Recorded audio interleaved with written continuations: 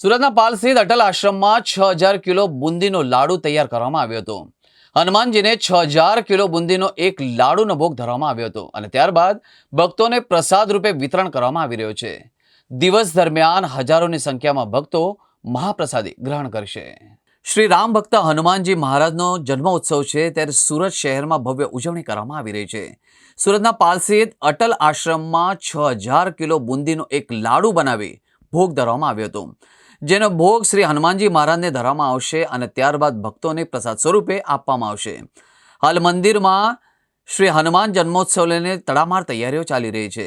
ગયા વર્ષે મંદિરમાં 5555 કિલો લાડુ તૈયાર કરાયો હતો, જ્યારે આ વર્ષે 6000 કિલો બુંદીનો લાડુ તૈયાર કરવામાં આવ્યો હતો.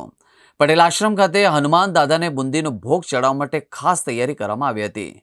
લાડુ બનાવવા માટે 2000 કિલો બેસન, 2000 કિલો ખાંડ અને 80 થી 90 ડબ્બા જેટલું તેલ અને ઘી, 100 કિલો સૂકો મેવો તેમજ અન્ય સામગ્રી મળીને 6000 કિલોનો એક લાડુ બનાવવામાં આવ્યો હતો. 2000 કિલો ગાંઠિયા પણ પ્રસાદમાં ચડાવવામાં આવશે. હનુમાન મંદિર ખાતે દિવસભર 25 થી 30,000 ભક્તો પ્રસાદી ગ્રહણ કરશે. ગરમીને ધ્યાનમાં લઈને 15000 લીટર છાશની પણ વ્યવસ્થા કરવામાં આવી છે.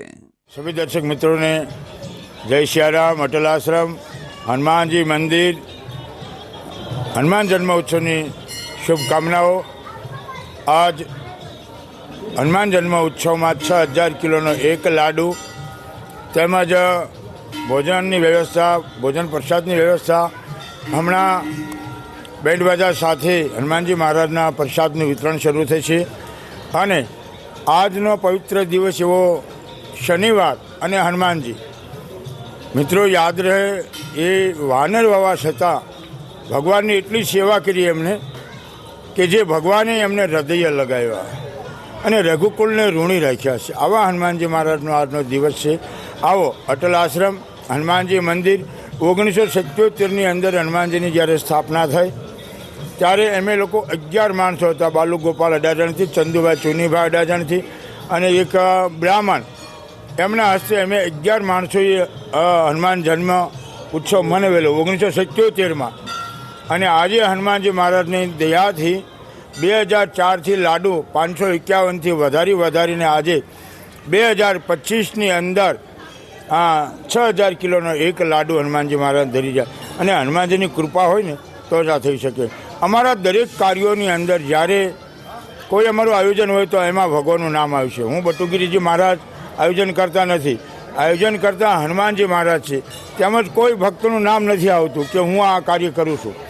એ મોટો એક હનુમાનજી મહારાજનો ગુપ્ત રીતે સંદેશ છે કે જે કાર્ય થાય છે ને એ હનુમાનજીની કૃપાથી થાય છે. એટલી બધી પબ્લિક એકત્રિત હોય છે છતાં નિર્વિઘ્ન હનુમાન જન્મ ઉત્સવ આપણે પાર પાડીએ છીએ. આવો આજે આપણે અટલ આશ્રમમાં હનુમાનજી મહારાજના દર્શન કરી પાવન થઈએ અને પ્રસાદ ગ્રહણ કરીએ. સવામણી ભોગનો પ્રસાદ લેવાથી તમારા દરેક દુઃખો અને રોગોનો નાશ થાય એવી હું કામના કરું.